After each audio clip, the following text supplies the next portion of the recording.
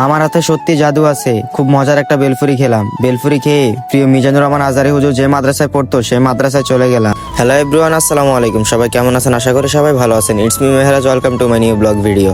তো আজকে বাসা থেকে বের হয়ে গেলাম। আজকে বাসা থেকে বের হওয়ার উদ্দেশ্য হচ্ছে আজকে আমি ঢাকা যাব। তো সকালবেলা বাসা থেকে বের হয়ে প্রতিদিন মতো আপনাদেরকে আমি বাসার পাশের যে ওয়েদারটা, মানে যে কুয়াশা ভরাচ্ছন্ন যে সুন্দর দৃশ্যটা, এটা দেখানোর চেষ্টা করতেছি। আমি প্রতিদিন আপনাদেরকে এই দৃশ্যটা দেখানোর চেষ্টা করি।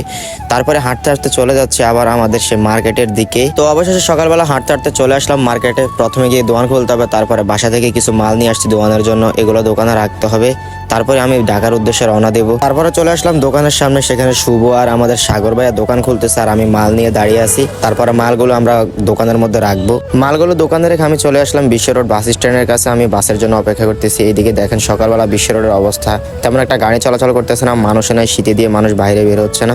তারপর আমি বাসের জন্য দাঁড়িয়ে আছি।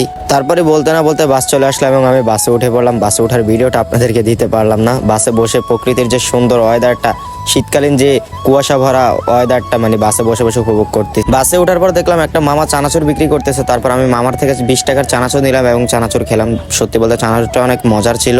চানাচুর খাওয়া শেষে আমি আবারও বাসে বসে আছি একা একা। কি করব, আমার গন্তব্য হচ্ছে ঢাকা ঢ্যামরা, যেখানে আমার যেতে লাগবে 2 ঘন্টার সময়। অবশেষে 2 ঘন্টা বাসে বসে থাকার পর বাস থামলো। তারপর আমি বাস থেকে নেমে চলে যাচ্ছি আমার গন্তব্য স্থানের দিকে। তারপর আমি চলে আসলাম আমার গন্তব্য স্থানে, যেখানে আজকে আমার কাজ। এটা হচ্ছে দারুন নাজার সিদ্দিকী কামিল মাদ্রাসা ঢাকা, যেটা সবাই চিনে থাকবেন যারা যারা মাদ্রাসা লাইনে পড়েন অথবা মাদ্রাসা সম্পর্কে জানেন।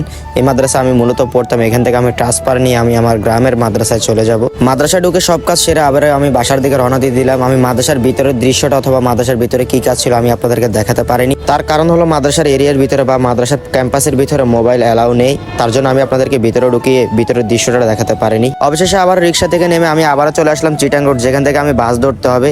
এর মাঝে আমি এখনো কিছু খাইনি, তার জন্য আমি একটা বেলফুরির দোকানে গিয়ে ঢুকলাম। বেলফুরিওয়ালা মামাকে বললাম, মামা আমাকে 1 প্লেট বেলফুরি দাও। মামা আমার জন্য কি সুন্দর করে সবকিছু দিয়ে আমার জন্য একটা বেলফুরি বানাচ্ছে। এই হচ্ছে মামার বেলফুরির ফাইনাল লুক। আসলে আমার ক্যামেরাম্যান ছিল না অথবা কেউ আমার সাথে যায়নি, তার জন্য আমি আপনাদেরকে সুন্দরভাবে ভিডিওটা করে দেখাতে পারিনি। নিজের ক্যামেরা নিজেকে ধরতে হয়েছে এবং নিজের খাওয়া নিজেকে খেতে হয়েছে। তারপরে খাওয়া শেষ করে আমি আবার বাড়ি যাওয়ার জন্য রওনা দিয়ে দিলাম এবং বাসের জন্য আমি অপেক্ষা করতেছি। অবশেষে দীর্ঘ সময় অপেক্ষার পর আমি আবার বাস পেয়ে গেলাম এবং বাসে উঠে পড়লাম। তো আজকের ভিডিওটা এই পর্যন্ত। সবাই ভালো থাকবেন, সুস্থ থাকবেন। যদি আমার কোনো ভুল হয়ে থাকে ক্ষমার দৃষ্টিতে দেখবেন, কারণ আমার কোনো ক্যামেরাম্যান ছিল না, এই জন্য সুন্দরভাবে ভিডিও করে আপনাদেরকে দিতে পারিনি। তো আবার নেক্সট কোনো ভিডিওর জন্য সবাই অপেক্ষা করবেন। সে পর্যন্ত সবাই ভালো থাকবেন, সবার সুস্থতা কামনা করি। আল্লাহ হাফেজ।